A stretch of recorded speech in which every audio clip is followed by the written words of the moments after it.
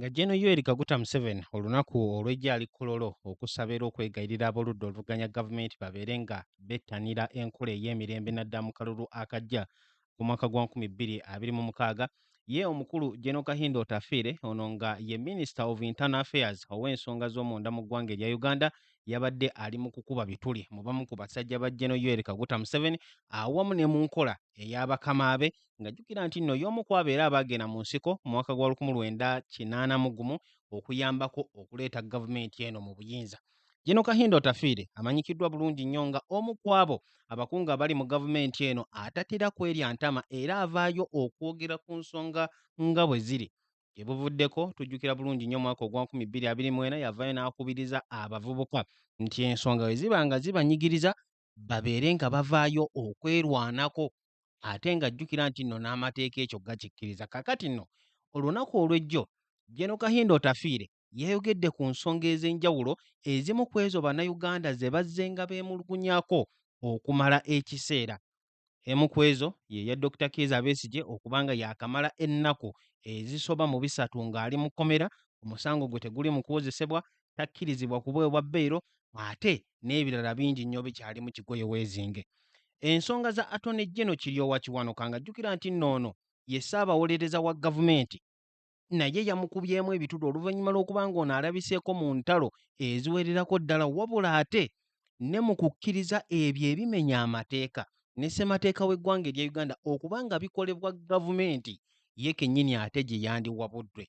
Omukulu Gen. Kahindo Otafiire bino byonna asobodde okuba ng'abikonako era mu katambi ke tugenda okuba nga tukulaga olunaku olwaleero ogenda kubonnyonnyoka ate oluvannyuma tubeere nga tukomawo okukakuba mu ttooki okutegeeza mpola mpola biki ebyo omukulu Gen. Kahindo Otafiire byasobodde okuba nga avaayo okwogerako. Wabula okusingira ddala ekisinga okweraliikiriza bannayuganda kyekyokuba nga mu kalulu kano ke tuli mu kugendamu embeera terabika kuba nga eri mu kutereera wabula erabika nga eri mu kwongera okusajjuka obusajjusi oluvannyuma lw'okuba nga abantu bangi nnyo ne buli kati bakyakwatibwa, bantu bangi nnyo bakyabuzibwawo, bantu bangi nnyo tebannaba kumanyikibwa wa gye baateekebwa ate ng'ebitongole ebikuumaddembe ebyandi bisobodde okuba nga bibakuuma abantu n'ebintu byabwe nabyo bivaayo okutegeeza nti nno tebimanyi wa gye bali. Okunyigiriza kuno kwonna Gen. Kahindo Otafiire alabudde abo abali mu buyinza okuno nga kwe kuli ne mukama we Gen. Yoweri Kaguta Museveni nti nga nabo bwe baagenda mu nsiko okulwanisa ebyo ebikyamu ebyaliwo mu mirembe gy'Obote awamu n'Amini n'abantu b'omulembe guno bajja kukoowa kyaddaaki bakwate ebyokulwanisa okutandika okukuba abo abali mu buyinza kaakati. Wabula ye Kahindo Otafiire agamba nti akaddiye takyalimu lulwana era bajja kumusimira busimizi ntaana babeere nga bamuziika. Gwampuliriza era alaba omukutu ogwa Point Media UG nkwaniriza era buli kimu kyonna tugenda kuba tukiyitamu. Gwe kyolina okukola subscribe nga teekako notification bell ebirala byonna tubeere nga tusobola okubifuna bulungi nnyo. Katugenderewo butereevu mu katambi ka Gen. Kahindo Otafiire ng'avaayo okunnyonnyola ensonga ze ate n'oluvannyuma wano ku mukutu komewo okwongera okukuba ttooki mu buli kimu kyonna nga bwe kitambula. And this goes for all episodes in political struggle, including the struggle of Besigye. That Besigye should be tried in a court, condemned or absorbed, is a right. It's a right. So why not you? The department falls under you. DPP is under Kiwanuka. Honestly, keeping a man in jail for 8 months, and you say he's guilty, you've not told us what it is. Tell us. Yes, I know he could be guilty as hell, but for as long as we don't know what he has done or not done, for us as laymen, in the court of public opinion, he's innocent. In the court of public opinion, he's innocent until you present him before us and he tells us what he has done. And all the others. No citizen should be incarcerated without fair trial. I've told you this. You may hate me, you may like it. That's up to you. As far as I'm concerned, nothing lost, nothing gained. Bye-bye. Bwana Chiwanuka, when your own successors radicalize and they are radicalizing against you, it means things have been going wrong. It means things have been going wrong. And I'm glad the Rukwagwas of this world are doing it now when we are ready to reach the precipice. There are a few disconcerting events that have taken place in this country, and I don't want to countenance as minister responsible for internal affairs. I've made myself loud and clear that certain things that are happening are unacceptable, because I was here during Amin's time. You know, I'll recount the dictum of this preacher in Germany during the Second World War. I forget his name. Anyway, God save his soul if at all he has any. He said, when they came for the socialists, I kept silent because I was not a socialist. Then they came for the gays. I kept quiet because I was not gay. Then they came for the trade unionists. I kept silent because I was not a trade unionist. Then they came for the Jews. I kept silent because I was not a Jew. When they came for me, there was nobody left to speak on my behalf. Ladies and gentlemen, don't commit the sin of silence.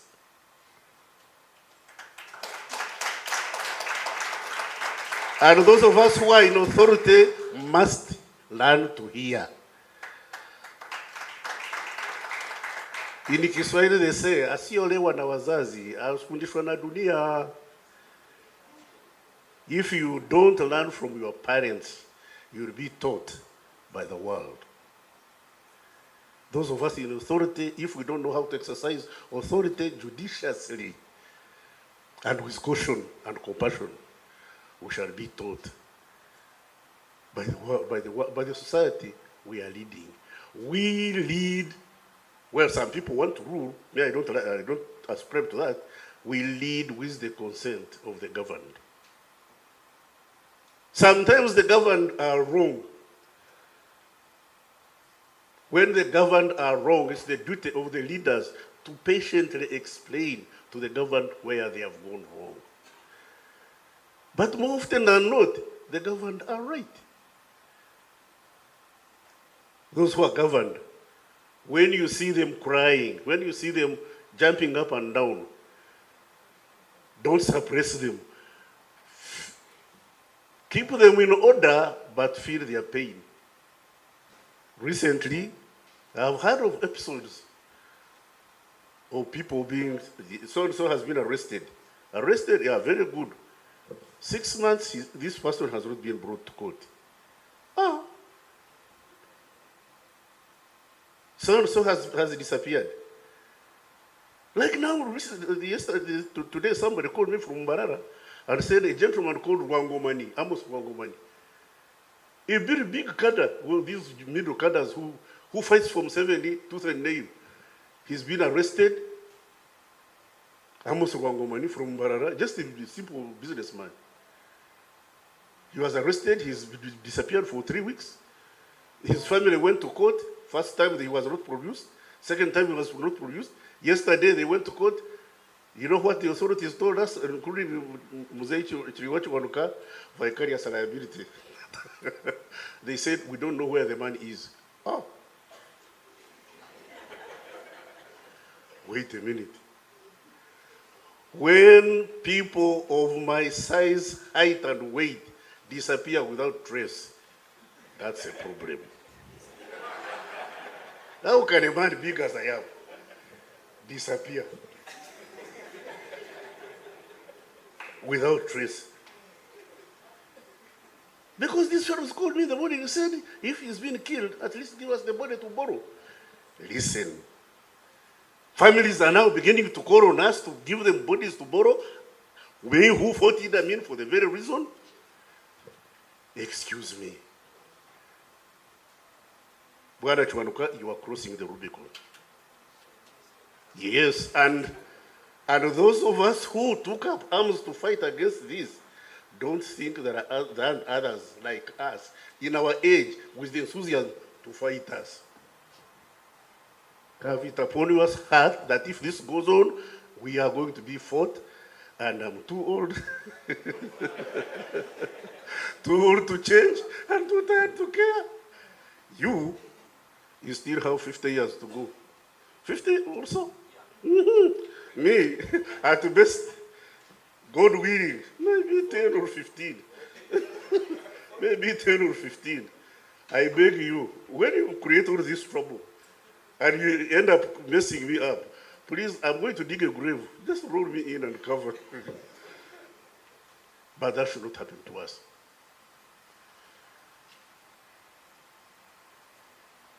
All and sundry should learn to listen to the governed.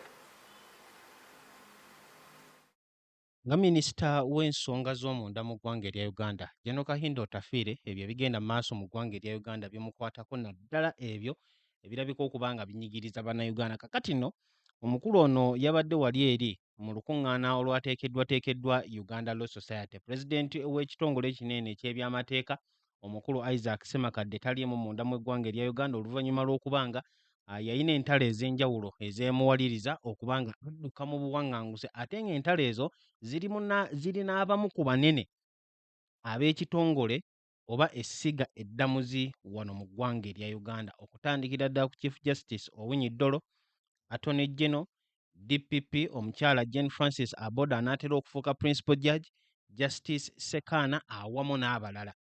Kakati ebizibu ebyo byonna ne bimuviirako okuba nga adduka okugenda mu buwaŋŋanguse olw'ensonga nti kkooti yafulumya ekiragiro eky'okuba nga ono akwatibwa. Wabula General Kahindo Otafiire agamba nti emijiji gino bwe giba nga giri mu kuvaayo okwemulugunya n'okutandikawo resistance, kiraga nti waliwo ekiri mu kugenda mu bukyamu, era Attorney General Kiryowa Kiwanuka ne banne musiga eddamuzi babeera balina okukitereeza.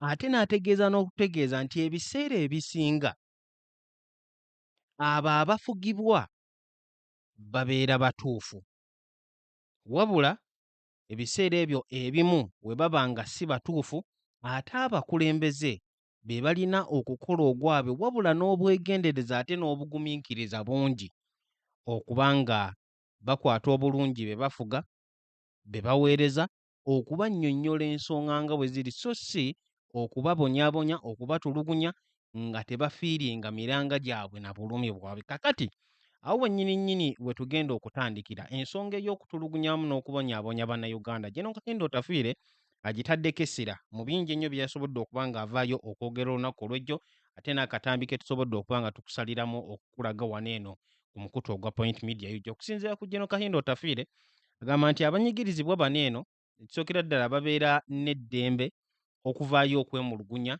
singa ekintu kiba kigenda mu bukyamu, wabula newankubadde abali mu buyinza oba ab'ebitongole ebikuumaddembe nabo ate balina mandeeti ey'okubakuuma, tebalina kukikola mu ngeri egenda kubaleka nga bongera okuba miranga. Tulaba ba political prisoners ssaawa zino bali mu kweyongera, oba bali ku ludda luvuganya gavumenti. Ekyokulabirako General Kahindo Otafiire kyawadde ky'omu ku abo abawagidde General Yoweri Kaguta Museveni okumala ebbanga, wabula nga naye kaakati yabuziddwawo. Kino kimaze ebbanga eriwererako ddala, naddala bukyanga Robert Kyagulanyi Ssentamu n'ekibiina kya National Unity Platform kitandika okuteekawo embeera ku gavumenti ya General Yoweri Kaguta Museveni.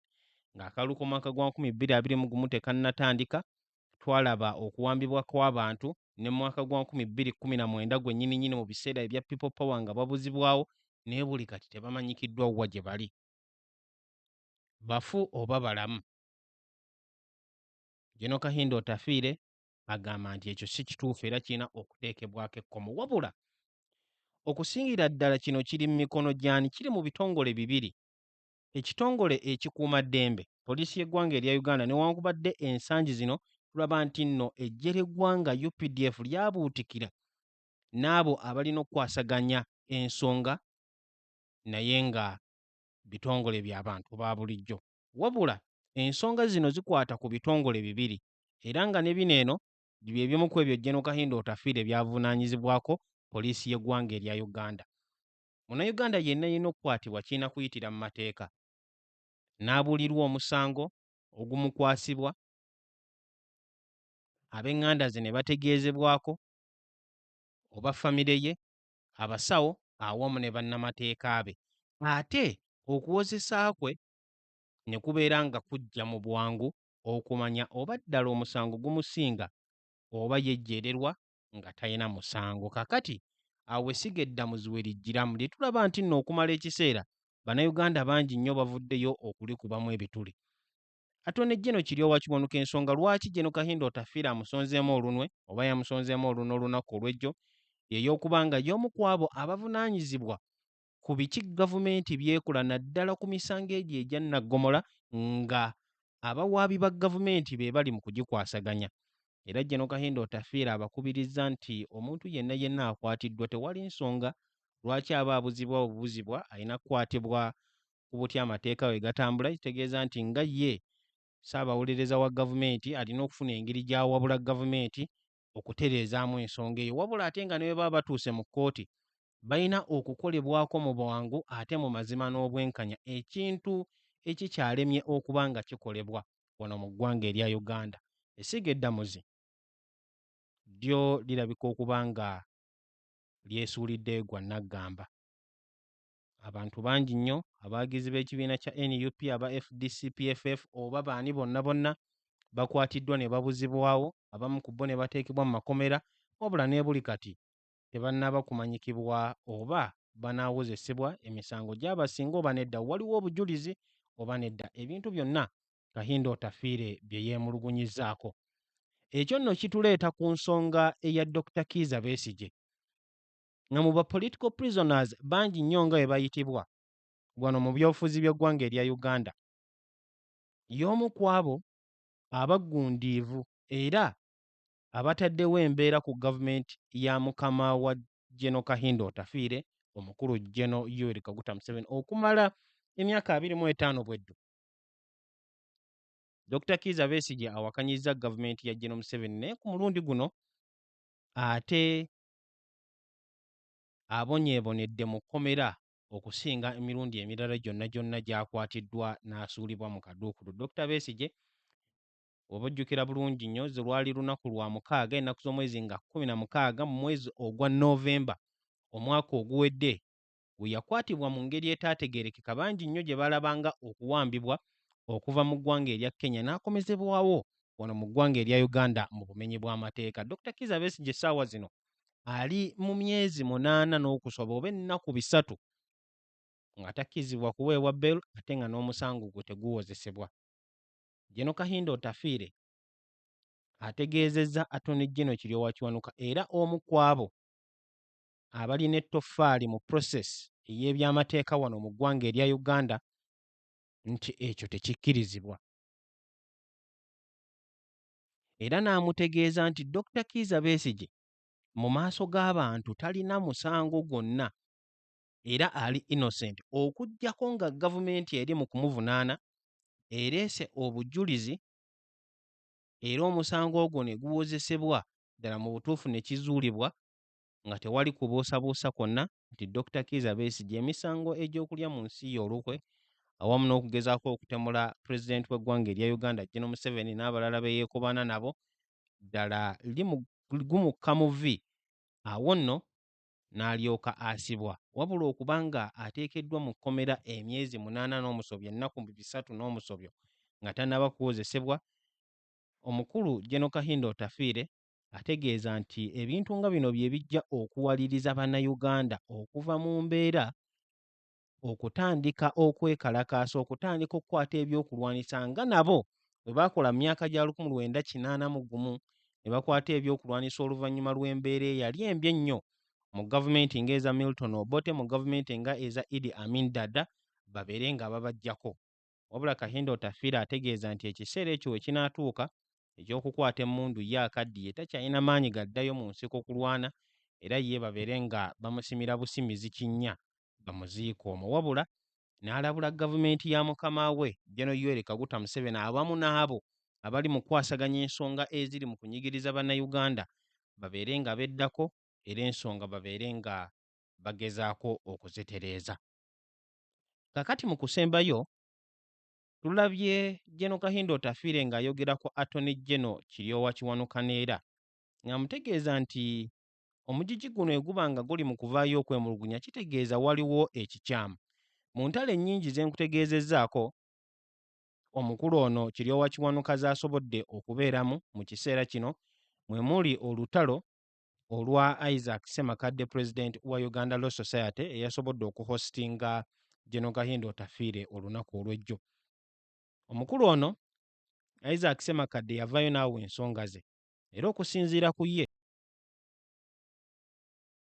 alowooza nti Attorney General Kiryowa Kiwanuka y'omu ku abo abali mu kwongera okwonoonera ddala essiga eddamuzi okulunnyirira enkola ey'amateeka ne ssemateeka w'eggwanga erya Uganda. Kino eno kimuviiriddemu obutakwatagana ne Attorney General Kiryowa Kiwanuka era Kiwanuka mu kwogera ku olunaku olw'ejjo yategeezezza nga ye okusinziira Isaac Ssemakadde bw'amuyisizzaamu naye eggaali ng'enjogera ennaku zino bw'egamba talina engeri gy'ajja kumuwolereza kumuggya mu buwaŋŋanguse gy'ali. Wabula ensonga ya General Kahindo Otafiire kwe kubanga ategeezezza abakulu bano batereeze ebyo ebiri mu kukolebwa mu bukyamu era basusse wa we bandikomye ekintu ekijja owaliriza bannayuganda nabo okwekyanga okubaako ebyabwe bye bakola nga bo bwe baabikola mu lutalo olwamala emyaka 5. Kino nno wampuliriza ku mukutu ogwa Point Media UG kibeera kitegeeza nti ebyo oba oliawo abamu ku abo abali mu gavumenti eno eya General Yoweri Kaguta Museveni ebikyamu ebikolebwa babiraba. Era General Kahindo Otafiire agamba nti okusirika mu bikyamu byonna ebikolebwa ebyo ebigenda mu maaso n'obutabaawo kyokola nagwo gwennyini musango. Wuliriza obubaka buno gwampuliriza era alaba omukutu ogwa Point Media UG. General Kahindo Otafiire ali mu kugamba nti silence is also a sin. Okusirika makkati g'ebikyamu bingi nnyo ebiri mu kukolebwa oba ebigenda mu maaso gubeera musango gwennyini. Kino eno tuzze nga tulaba ab'oludda oluvuganya gavumenti Robert Kyagulanyi Ssentamu ng'ategeeza abo abali mu gavumenti si be bokka wabula ne gavumenti ez'amawanga ag'ewabweru nti we basirika nga gavumenti ya General Museveni erinnyirira eddembe ly'obuntu nabo babeera bali mu kwenyigira mu kulinnyirira eddembe ly'obuntu. Kakati ne General Kahindo Otafiire ensonga eyo asobodde okuba ng'agikoonako era n'akubiriza buli omu yenna yenna gwe kikwatako ali mu kifo eky'enjawulo abeere ng'asitukiramu so kusirika wabula asitukiremu abeeko kyakola okugezaako okulaba nga ataasa era okutereeza embeera. Wampuliriza ku mukutu ogwa Point Media UG awo sigenda kuba nga nsukkawo wabula nja kujjukiza nako nti General Kahindo Otafiire ono y'omu ku abo abawakanya n'okuwakanya mutabani wa General Museveni kennyini. Ekyokuva eri okusikira obuyinza yalowooza nti ekyo tekijja kukola era kiba kiri mu kutyoboola ebyo byonna bye baalwanirira mu nsiko okumala emyaka 5. Kakati Kahindo Otafiire tulaba nti obuvumu bwo bukyeyongera bweyongezi era buli mu kwongera okuzimba mu kuvaayo okwogera n'okukuba ebituli mu bitongole awamu ne mu bamu ku basajja aba mukama we General Yoweri Kaguta Museveni.